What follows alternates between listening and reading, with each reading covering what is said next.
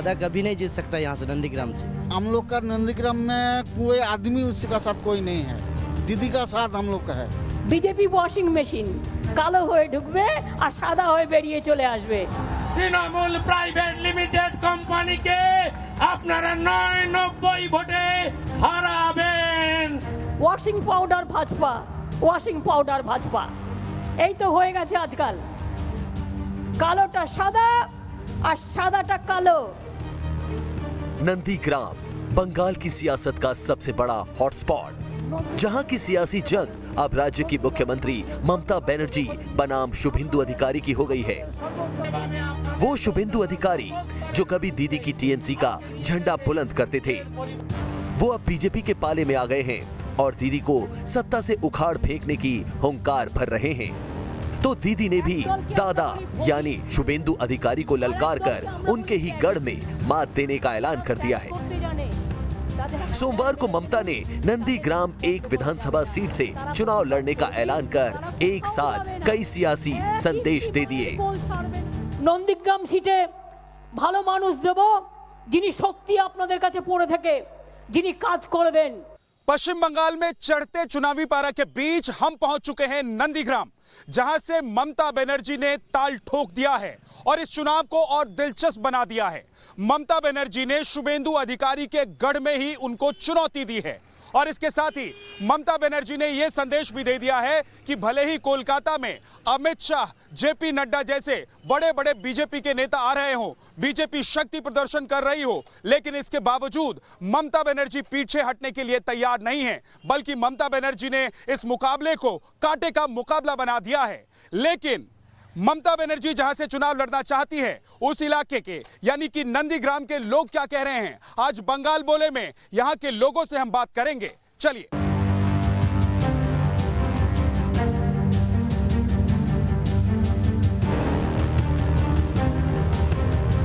साल 2016 में ममता बनर्जी ने भवानीपुर सीट से चुनाव लड़ा था, लेकिन अब उनका फोकस शुभेंदु का गढ़ माने जाने वाला नंदीग्राम है, जहां ममता बनर्जी एक बड़ी रैली तक कर चुकी हैं। इस रैली में ममता ने न सिर्फ बीजेपी पर हमला बोला, बल्कि इस बात का भी ऐलान कर दिया कि वो आगामी विधानसभा चुनाव नंदीग्राम सीट से ही लड़ेंगी।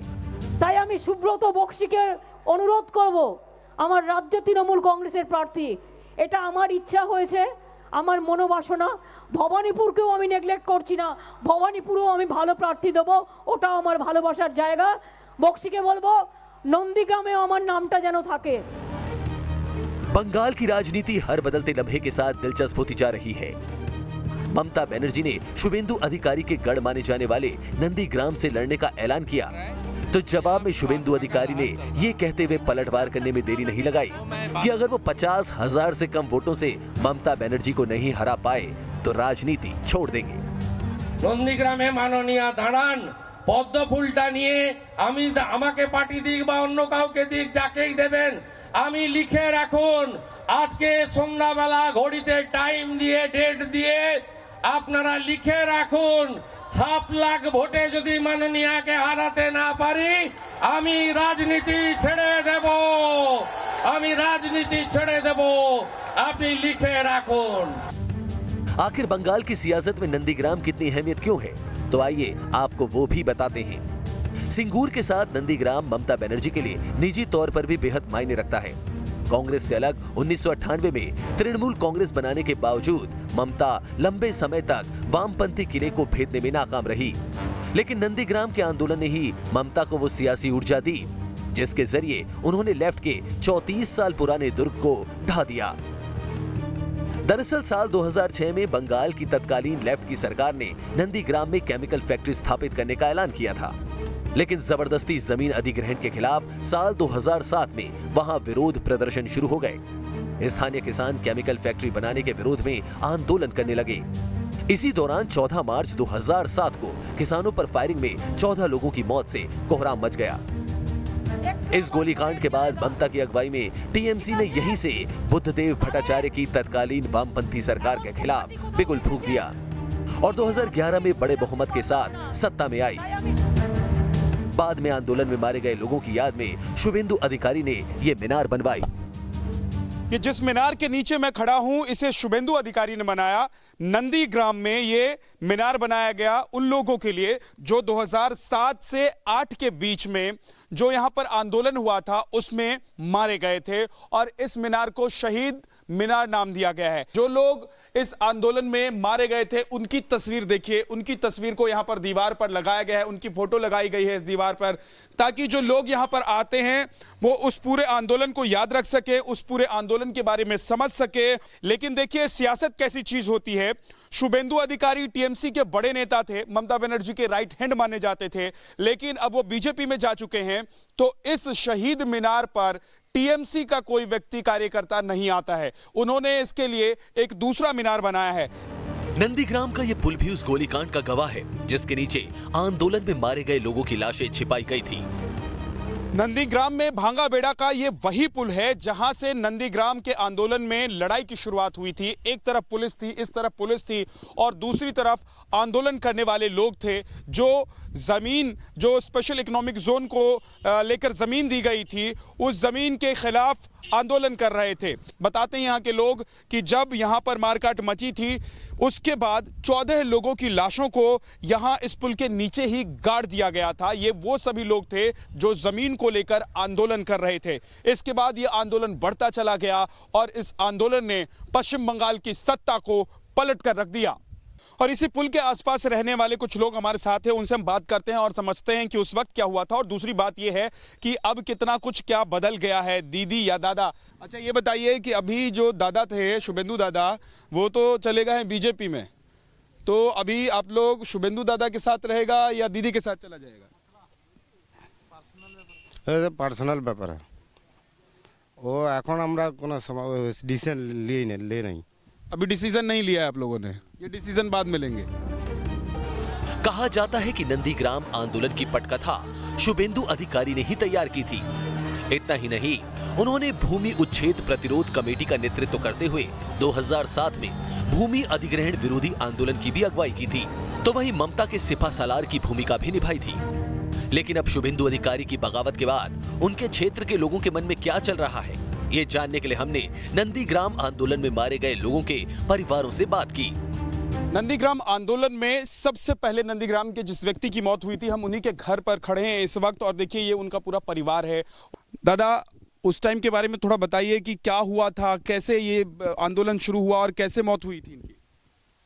देखिए उस टाइम तो हम घर पे, पहले से हम घर पे नहीं था। जब हम सुना है जो हमारा भाई डेड हो गया, उस टाइम हम आया था। उस टाइम बहुत लफड़ा चल रहा है नंदीग्राम में। बहुत जो आदमी देखा है वो लोग को मालूम है जो कैसा लफड़ा हुआ था इधर। डेली बोमा गोली, बहुत खून इधर हुआ था हम लोग को इधर। दादा, अभी 10 साल में क्या बदल गया है सब कुछ जब से ममता दीदी की सरकार है? बदल गया था, बहुत कुछ बदल गया था इधर, बहुत कुछ बदला ही है। वो बाद में वो भी होगा। अच्छा दादा, आपके भाई की जब मौत हुई और फिर शुभेंदु अधिकारी जब रैली कर रहे थे अभी, तो उन्होंने नाम भी लिया उनका, तो क्या नेता लोग आप लोगों के साथ खड़े होते हैं, सहयोग करते हैं? हाँ होता है, ओनली शुभेंदु अधिकारी होता है और कोई नहीं है। शुभेंदु अधिकारी होता है, दादा होता है? दादा होता है। अच्छा, तो अभी दादा जो है पार्टी बदल लिया है, तो यहाँ के जो लोग हैं, आप नहीं, यहाँ के जो लोग हैं यहाँ पर जो और सब साथ में वाला है, वो सब क्या दादा के साथ जा रहा है कि वो सब अपना टीएमसी में दीदी के साथ ही रहने की सोच रहा है? देखिए वो तो अपना अपना सोच है। जो दादा का अनुगामी है वो तो दादा का साथ जाएगा।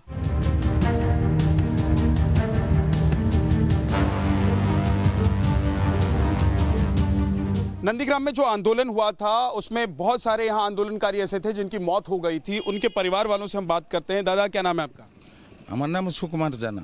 दादा, आपके परिवार से क्या किसी की मौत हुई थी? हाँ, हमारे परिवार में मारा गए। आपकी पत्नी की मौत हुई थी? किसकी मौत हुई थी? हमारा स्त्री मारा गए। आपकी स्त्री की मौत हुई थी। अच्छा दादा, ये बताइए, इधर आ जाइए थोड़े से, ये बताइए कि आप लोग सब लोग यहाँ पर रहते हैं और नंदीग्राम के बारे में इतनी सारी खबरें चलती हैं। इस आंदोलन के बाद यहाँ पर वो आंदोलन के जो लोग थे या जो बचे हुए लोग हैं, उनको लेकर यहाँ पर क्या बातें होती हैं? क्या लोगों को पूछने के लिए, मिलने के लिए कोई आता है? उनके लिए कुछ किसी ने कुछ किया है? उनके मिलने जुलने के मतलब इनका जो देखभाल है वो ममता बनर्जी सरकार ही करता है यहाँ। अभी दादा जो थे वो बीजेपी में आ गए हैं, जो दादा यहाँ के हैं, है ना, जो चुनाव यहाँ पर लड़ते थे, और दीदी की सरकार चल रही है। तो अभी यहाँ पर कुछ परिवर्तन हुआ है, कुछ माहौल बदला है, ऐसा कुछ हुआ है क्या? माहौल तो बदला है, इधर में बहुत सारा काम भी है, इधर में दीदी भी बहुत काम किया, दादा भी इधर भी आता है, इधर में काम भी किया दादा बहुत। इधर में जो आदमी मर गया था उसका परिवार में भी दादा भी आया था इधर में देखभाल करने के लिए। लोग कह रहे हैं कि बहुत सारे नेता जो हैं यहाँ के चले गए हैं, लोग कह रहे हैं बहुत सारे नेता जो हैं अब बीजेपी में चले गए हैं। तो क्या जो उनका साथ देने, नेता का साथ देने वाला लोग सब है, वो सब भी क्या बीजेपी में जा रहा है कि नहीं जा रहा है? कुछ तो जा रहा है, लेकिन कुछ भी सरकार मैंने तृणमूल के पास रह गया तृणमूल। बीजेपी ने भले ही बंगाल में भी मुख्यमंत्री पद का कोई चेहरा पेश न किया हो, लेकिन शुभेंदु अधिकारी बड़ा चेहरा बनकर उभरे हैं। इसे ऐसे ही समझा जा सकता है कि जब ममता नंदीग्राम में हुंकार भर रही थी, तो उसी वक्त शुभेंदु दक्षिण कोलकाता में ममता के गढ़ में बीजेपी का रोड शो कर रहे थे। शुभेंदु मिदनापुर के अलावा आसपास के कई ग्रामीण इलाकों की सीटों पर बड़ा असर डाल सकते हैं। ऐसे में सियासी जानकारों का कहना है कि नंदीग्राम से विधायक रहे शुभेंदु का उन्हीं की मान में घेरने का ममता का सियासी दांव बड़ा असर डाल सकता है। ममता बनर्जी का नंदीग्राम से चुनाव लड़ने का ऐलान दल बदलू नेताओं के लिए एक हल्ला बोल भी है और सीधा संदेश भी। शुभेंदु अधिकारी के अलावा टीएमसी के 6 विधायक और 2 सांसद पाला बदल चुके हैं। ऐसे में ममता बनर्जी का ये आक्रामक रुख जो दल बदल रहे नेता हैं उनके खिलाफ तो है ही, साथ ही अपने कार्यकर्ताओं और नेताओं का हौसला बढ़ाने वाला रुख भी है। नंदीग्राम के लोगों का सियासी मिजाज दिखाते दिखाते आपको इस विधानसभा का जातीय, धार्मिक और सामाजिक समीकरण भी बताते हैं। पूर्वी मेदिनीपुर जिले का नंदीग्राम एक विधानसभा तामलुक संसदीय क्षेत्र में आता है। पूर्वी मेदिनीपुर में कुल आबादी की तुलना में मुस्लिम आबादी करीब 14.59% है, जबकि नंदीग्राम में मुसलमानों की आबादी करीब 34% है। नंदीग्राम में अनुसूचित जाति की आबादी करीब 14.59% है।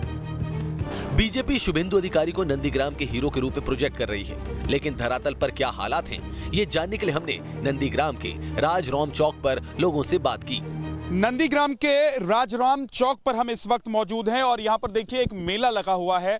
मेले में बहुत सारे लोग हैं और यहाँ पर एक मंच भी सजा हुआ है, लेकिन मंच के नीचे हम मौजूद उन लोगों से बात करेंगे जो हमें ये बता पाएंगे कि नंदीग्राम में इस वक्त क्या हो रहा है। इधर से दादा चले गए बीजेपी में, क्या नंदीग्राम में सब लोग दादा के साथ जाएगा?